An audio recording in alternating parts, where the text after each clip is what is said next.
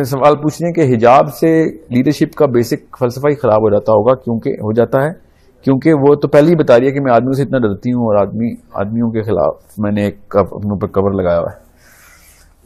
अरमानो कि कहां से ये आया आपके पास ये फलसफा कि औरत हिजाब जो है वो आदमियों के लिए करती है? मुझे जरूर बताइएगा, मैंने भी पढ़ना है वो।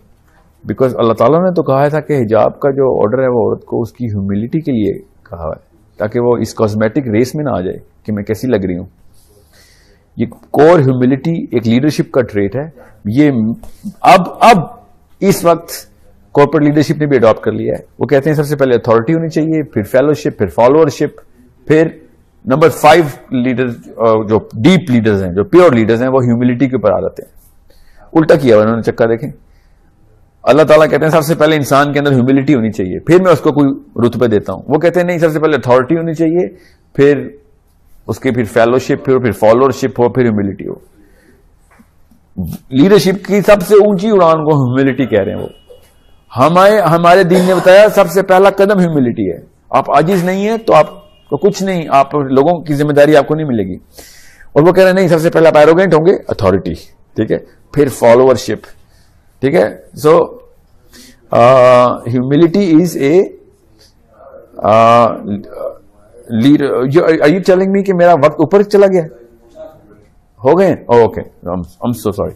सो ह्यूमिलिटी के लिए सबसे बड़ा टूल आपको मिला हुआ है हिजाब का, सो दैट आप किसी किस्म की कॉस्मेटिक इंडस्ट्री की कंज्यूमर ना रहें, आप अपने पर्पस पे रहें। और आपको अल्लाह ताला ने ये गिफ्ट दिया हुआ कि किसी भी तरीके से आपको अपनी ना पड़ी हो कि मैं कैसी लग रही हूं। दिस इज वाई हिजाब was coming in the philosophy. अगर किसी ने आपको ये बताया नहीं है कि हिजाब किस लिए, तो आप देख लें फिर हिजाब के बगैर कितने डिस्ट्रैक्शंस हैं एक खातून को अपने पर्पस को अचीव करने के लिए। ठीक है, सुबह 7 बजे उठती है वो बेचारी 9 बजे दफ्तर में जाने के लिए। एक आम बंदा उसी का काउंटर पार्ट 8:45 बजे उठ के अपने काम शुरू कर देता है 9 बजे वाले, because she is in the she has to look like she's a leader. आदमी has to act like he's a leader. तो फिर तो फर्क आएगा ही ना। So hijab actually is inside the core philosophy of leadership and is for the core of leadership. Okay? So ये जो dopamine की गेम्स है ना, ये केमिकल है जो पिछले सेशन में आप जरूर नीचे जाके देखिएगा। ये डोपामिन एडिक्शन करता है आपको। हिजाब आपको डोपामिन से बचा लेता है, आपके ब्रेन को बैलेंस में रखता है, क्योंकि आपको कुछ सेंस ऑफ अचीवमेंट इसलिए नहीं आती कि लोग कितने मुझे देख के अप्रिशिएट करें कि हाँ she is a good looking girl. Leadership has nothing to do with the looks. Why does hijab hinder it? If anything hijab has a lot to do with humility, तो लीडरशिप तो आपकी बेहतर हो जाती है। ओके, आप एक भी लीडर बता दें जो असली लीडर हो, जिसको आप जानते हैं और वो अपनी लुक्स की वजह से मशहूर हो, या उसको फिक्र पड़ी हो कभी लुक्स की। सोचें जरा, मोहम्मद अली जिन्ना या गांधी या मदर टेरेसा या बिल्किस ईदी, Farhad Hashmi, I am just giving examples here, जिसको आप समझते हैं लीडर। नेल्सन मंडेला बहुत खूबसूरत आदमी था, मार्टिन लूथर किंग बहुत खूबसूरत आदमी था। कोई सहाबी की शक्ल आप तक पहुंची है, ठीक है, या अंबिया में से किसी की शक्ल आप तक पहुंची है, ठीक है। ये जो है ना, ये लुक्स के जो कसीदे पढ़ने हैं अपने लीडर्स के, वो लीडर्स तो है ही नहीं। सो हिजाब does not hinder in any way, if anything it strengthens the core philosophy that creates humility. Okay, so this is Sammy. This is Sammy. I do not know her real name. Is it scientific for men to marry women, more women? Okay, why does that? This has nothing to do with my subject. Why are men scientifically allowed to marry more women? And is it the monogamy that is helping the Western woman to become okay? Her real question is कि एक औरत एक आदमी से शादी कर सकती है वेस्ट में सिर्फ इसलिए भी उसको पावर मिल रही है। That's a very let me answer your question very candidly. दुनिया में सिर्फ एक ही औरत है जो मोनोगमी प्रैक्टिस करी और मुसलमान औरत है। ओके, अमेरिका की या कनाडा, यूरोप की कोई औरत मोनोगमिस्ट नहीं है, देयर पॉलीगमिस्ट्स। एक औरत के काफी सारे रिश्ते रहते हैं before she gets married. Okay, monogamy मुसलमान औरत प्रैक्टिस कर रही है। They are पॉलीगमिस्ट women. अल्लाह ताला ने मुसलमान आदमी को कह दिया कि he can practice polygamy. Okay, वहां पे औरत पॉलीगमिस्ट है, आदमी भी है। So by practice Europe is polygamist and Muslim women is monogamist. So आपका मैं क्वेश्चन जो है ना उसी तरीके से वापस आपसे पूछता हूं कि क्या आप उल्टा नहीं पूछ रही? Is it not the polygamy of the Western woman that you think is liberating her? That's not monogamy, okay? Pakistan की और मुसलमान औरत जो है वो monogamist है. And it's a matter of grace, which is an attribute of leadership, कि grace आपकी intact रहे. उस grace को practice सिर्फ एक मुसलमान औरत ही करती है, okay? That is against the chastity and grace of the woman, that she has multiple partners. This is the grace of a Pakistani and a Muslim woman, that she has only one partner of life.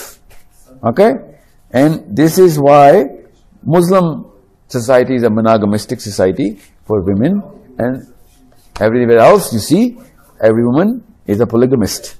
Okay, so coming back to the core of your question, is that helping the Western woman to become more powerful? I'm so sorry, the Western woman is by far in any sort of powerful position.